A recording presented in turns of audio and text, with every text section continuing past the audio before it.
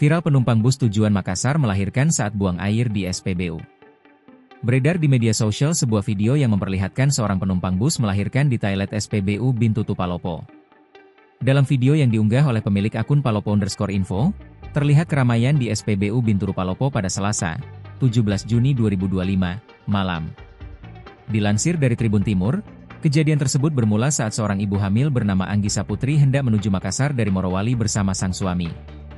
Saat melintas di kota Palopo, ia meminta pengemudi bus untuk memberhentikan kendaraannya di tempat yang memiliki toilet umum.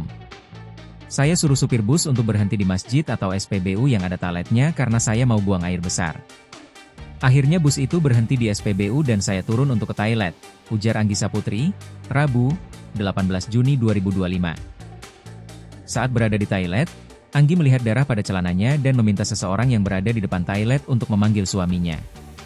Karena panik, saya dan suami sudah tidak sempat ke rumah sakit. Jadi saya ngeden dan berhasil melahirkan anak perempuan dengan bantuan suami saya di toilet, jelasnya.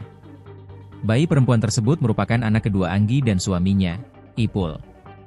Suami Anggi kemudian berteriak meminta tolong dan menarik perhatian warga sekitar serta pengguna jalan yang singgah di SPBU tersebut.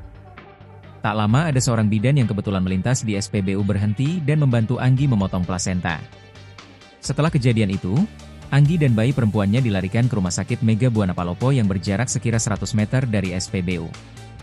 Alhamdulillah saya dalam keadaan sehat, anak saya juga sehat. Rencana nanti kami mau keluar dari RS dan kembali melanjutkan perjalanan ke Goa, tutupnya.